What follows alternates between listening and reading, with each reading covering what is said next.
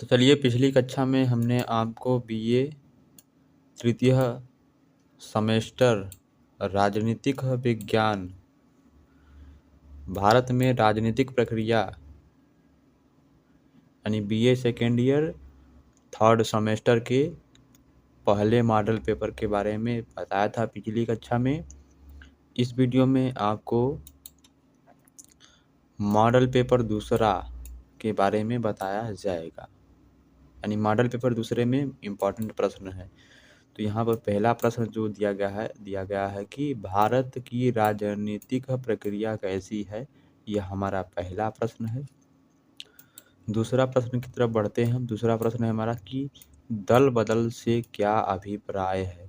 दल बदल से क्या अभिप्राय है, यह हमारा दूसरा प्रश्न है। तीसरा प्रश्न है अल्पसंख्यक किसे कहते हैं। अल्पसंख्यक किसे कहते हैं या अल्प विकसित किसे कहते हैं। चौथा प्रश्न है भारतीय संघ की भाषा कैसी है। हमारी जो भारतीय संघ है उसकी भाषा कैसी है। पांचवा प्रश्न है भारत में क्षेत्रवाद का उदय कैसे हुआ। यह हमारा पांचवा प्रश्न है। तो ये अति लघु उत्तरीय प्रश्न है, यहाँ पर हमने लिखा नहीं है, लिखना भूल गए, मिस्टेक हो गया। तो यह पांचों प्रश्न करना अनिवार्य है। इन सभी प्रश्नों का उत्तर आपको 50 शब्दों में देना है और सभी प्रश्न करना है, एक भी प्रश्न छोड़ना नहीं है। तो यदि आप सभी वीडियो का, जितने वीडियो हमने बनाया है उन सभी वीडियो का पीडीएफ चाहते हैं तो टेलीग्राम को ज्वाइन कीजिए। और साथ ही में आपके लिए एक बेस्ट कोर्स यानी पार्ट टाइम कोर्स यदि आप करना चाहते हैं, जैसे कंप्यूटर के कोर्स यदि आप पार्ट टाइम कर रहे हैं, तो यदि आप उसकी इन्फॉर्मेशन चाहते हैं, इम्पोर्टेंट क्वेश्चन चाहते हैं, तो उनका भी टेलीग्राम ग्रुप है, उनको भी जाकर ज्वाइन कीजिए। चलिए, अब लघु उत्तरीय प्रश्न की तरफ हम बढ़ते हैं। तो यहाँ पर लघु उत्तरीय में पहला प्रश्न हमारा दिया गया है कि राष्ट्रपति के संकटकालीन शक्तियों का संक्षेप में मूल्यांकन कीजिए। यह हमारा क्या है, पहला प्रश्न है लघु का। दूसरा प्रश्न है अनुच्छेद 356 के अंतर्गत की गई संकटकालीन उद्घोषणा के संवैधानिक परिणाम को बताना है। यह हमारा दूसरा प्रश्न है। प्रश्न बहुत अच्छे हैं, सेम इसी तरह से प्रश्न आएंगे। तीसरा प्रश्न है दल बदल को परिभाषित कीजिए। और इसी तरह एक क्वेश्चन है गरम दल और नरम दल को परिभाषित कीजिए, या गरम दल के नेता कौन कौन थे, नरम दल के नेता कौन थे। चौथा प्रश्न है भारत में सांप्रदायिकता दूर करने के हेतु क्या सुझाव है, दीजिए। भारत में जो सांप्रदायिकता है इसको दूर करने के जो सुझाव हैं वह आप दे सकते हैं। पांचवा प्रश्न है हमारा भारतीय राजनीतिक में जाति की भूमिका के संबंध में आपके क्या निष्कर्ष हैं। जो जाति की भूमिका है आपके क्या निष्कर्ष हैं। छठवां प्रश्न है अल्पसंख्यकों की समस्या के समाधान हेतु 3 सुझाव दीजिए। जो अल्पसंख्यक हैं उनकी जो समस्या है, उनकी समस्या को दूर करने के हमें 3 सुझाव देने हैं, यानी किस तरह से दूर हो सकते हैं। हाँ, सातवां प्रश्न है भारत में क्षेत्रवाद का आशय है तो क्या है, या इस तरह से क्वेश्चन है भारत में क्षेत्रवाद का उदय कैसे हुआ। चलिए, आठवां प्रश्न है संघ की भाषा के संबंध में क्या क्या संवैधानिक प्रावधान है। जो हमारी भारतीय संघ है उसकी जो भाषा के संबंध में क्या क्या प्रावधान दिए गए हैं संविधान में, उसका उल्लेख करना है। ये हमारा लघु उत्तरीय प्रश्न है। इसमें केवल 5 प्रश्न करने हैं। पांचों प्रश्न के उत्तर देना अनिवार्य है और प्रत्येक प्रश्न का उत्तर हमें 200 से 300 शब्दों में देना है। चलिए आगे बढ़ते हैं हम। आगे हमारा दीर्घ उत्तरीय प्रश्न है। दीर्घ उत्तरीय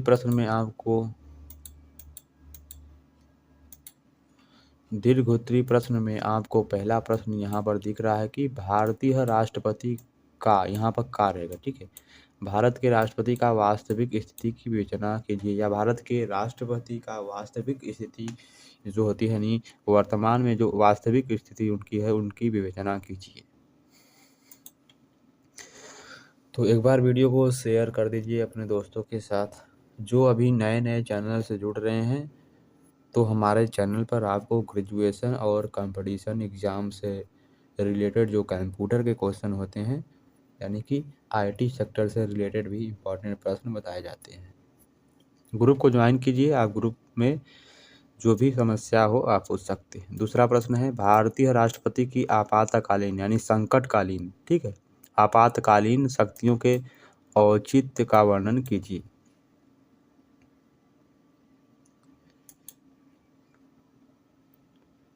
चलिए आगे बढ़ते हैं हम। तीसरा प्रश्न है कि दल बदल के प्रमुख कारणों का उल्लेख करते हुए दल बदल रोकने के प्रयासों की चर्चा कीजिए।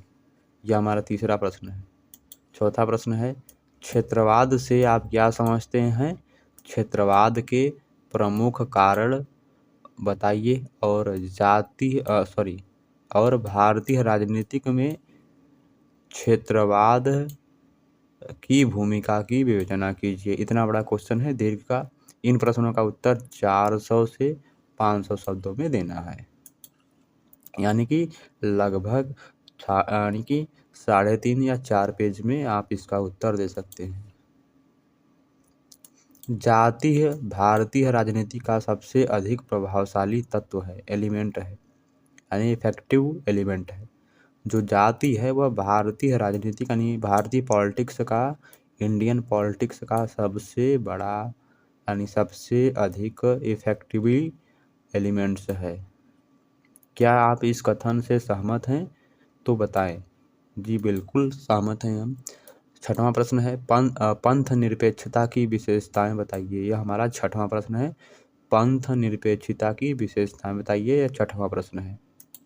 सातवां प्रश्न दिया है, भारतीय राजनीतिक एवं धर्म पर आलोचनात्मक टिप्पणी लिखिए। भारत के राजनीतिक धर्म पर आलोचनात्मक टिप्पणी, यह हमारा सातवां प्रश्न है। आठवां प्रश्न है, हित समूह से क्या अभिप्राय है? हित समूह से क्या अभिप्राय है? इसकी विशेषताओं तथा प्रक्रियाओं का वर्णन कीजिए। यह आपके BA second year third semester political science के महत्वपूर्ण प्रश्न हैं। तो एफिलेटेड जितने भी एफिलेटेड या कॉलेज यूनिवर्सिटी हैं, यदि उनके कॉलेज में एग्ज़ाम स्टार्ट हो गया है तो यह उनके लिए बहुत ही महत्वपूर्ण है, ठीक है। और आपके लिए एक खुशखबरी है कि आपका जो एग्ज़ाम डेट 17 को था वह पोस्टपोन हो गया है। अभी तक डेट शीट नहीं आई है। डेट शीट यदि आती है तो आपको कमेंट बॉक्स में या तो आपको टेलीग्राम में सूचित किया जाएगा। टेलीग्राम में हमने आपको नोटिस सेंड किया है, जाकर देखिए। जो अभी 17 को एग्ज़ाम होने वाला था वह पोस्टपोन हो गया है, यानी अभी इसकी ऑफिशियल डेट नहीं आई है। कब होगा, जब आएगा आपको टेलीग्राम में शेयर कर दीजिएगा। टेलीग्राम को ज्वाइन कीजिए। टेलीग्राम चैनल का नाम जो हमारे चैनल का नाम है वही है, ठीक है। धन्यवाद।